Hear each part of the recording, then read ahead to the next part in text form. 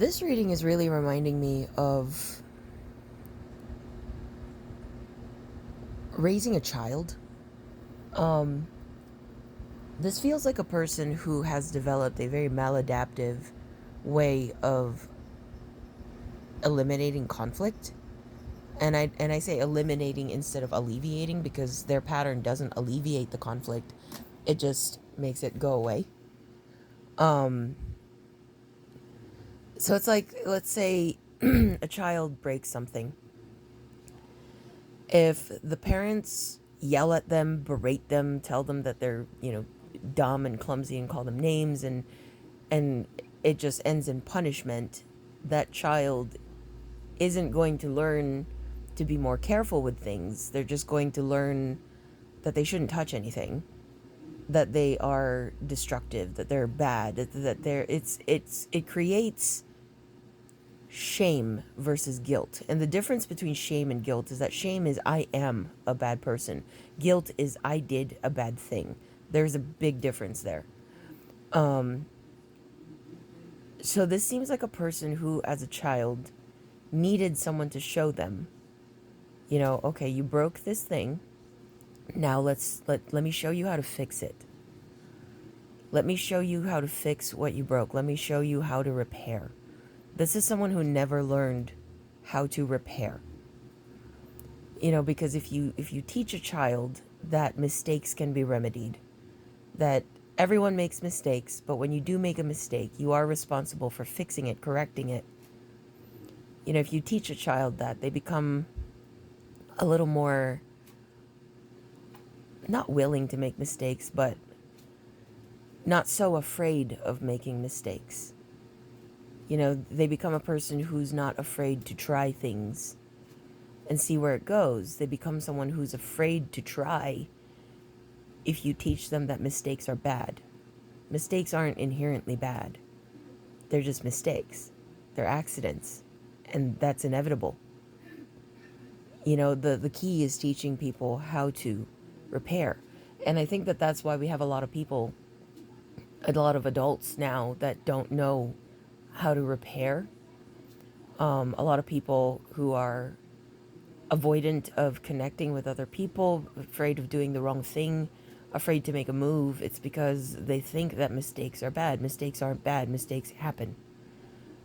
But what is important is that after you make the mistake, you have to fix it. You have to correct it. So anyway, this energy that I'm picking up on right now is someone that never learned that. With the 5 of Wands in reverse, 10 of Swords in reverse, 8 of Swords in reverse, 2 of Swords in reverse. This feels like someone who, when conflict happens, they consider it the end. They consider it, okay, this is beyond repair. This can't be fixed. I messed up. It's kind of like that energy of like, if you worked really hard to buy a car and you get a chip in the paint, or you ding it, and then, even just a little bit, this is someone that will throw away the car and go get a new one, instead of going to get it fixed, or just saying, oh, it's no big deal, it's just a little bit of, a chip in the paint. This is someone that will take that little bit of damage and go, okay, it's over. That's it. And that's someone that doesn't know how to repair, and someone that doesn't know how to repair doesn't know how to maintain. Someone that doesn't know how to maintain doesn't know how to sustain. And if you don't know how to sustain, then you cannot keep connections in your life. And with the 8 of Swords and the 2 of Swords in the reverse, this is someone who just runs. They just run. They pretend that they didn't do anything. They focus more on self-preservation. They focus more on preserving their ego, because they don't want to admit that they made a mistake, because in their mind, mistakes are bad. When really, it's not the fact that they made a mistake that's bad. It's the fact that they ran from the mistake that is bad. Instead of trying to stay and repair with the other person or with the situation, they ran, and that's what makes them bad, not the mistake in itself. 7 of Pentacles in reverse. 7 of Pentacles is about investment. And people like that, with that wiring where they're like, I cannot make a mistake. I cannot make a mistake. And if I make a mistake, I need to run. I need to avoid accountability, because if I accept that I made a mistake, then I'm going to hate myself. That's the energy that this is. They tend to not invest too much into anything. I made this analogy in the last mobile read that I did here on TikTok, but let's say if I'm really good at painting, and I know I'm really good at painting, and then I decide that I want to try stained glass. I was talking about how, of course, I'm going to suck at the stained glass when I first try it. It's not going to turn out great the first time I try it. But, so a healthy, regulated person is going to say, okay, I'm going to suck at this at first, but I'm going to practice it, and I'm going to keep going until I'm good at it. This is the type of person that tries it, sucks at it the first time, and then goes, oh, I'm a failure. And then they never try it again. This is someone that cannot grow into anything. They can't invest into anything because they're too afraid of feeling like a failure. Four of Swords, that's about a period of contemplation, healing, stillness. This kind of feels like they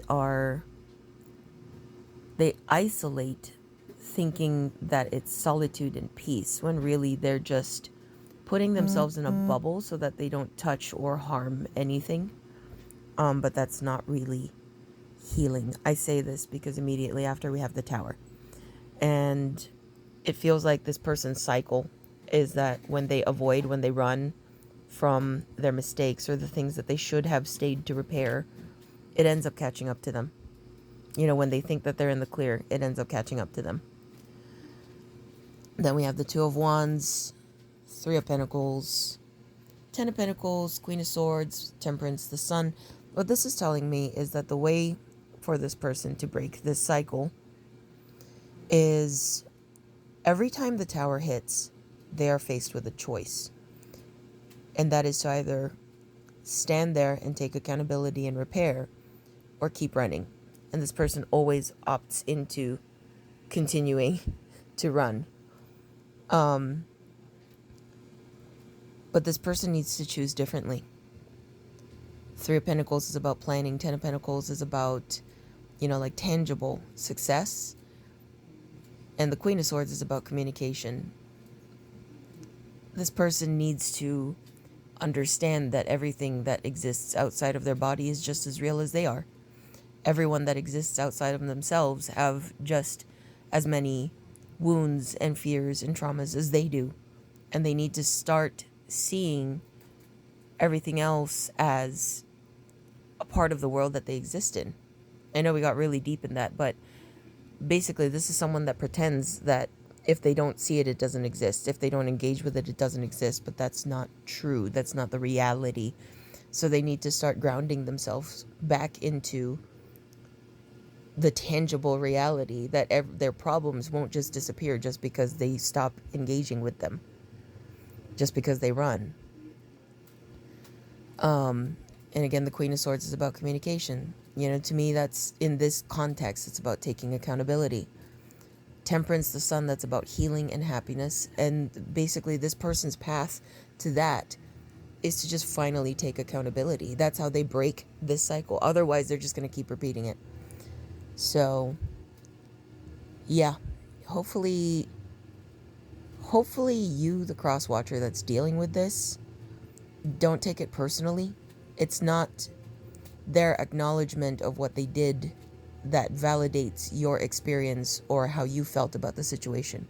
You don't need their validation for that. You don't need their accountability for that. It's not about you. It's not about your lack of worth. It's about their capacity. That's what this is showing me.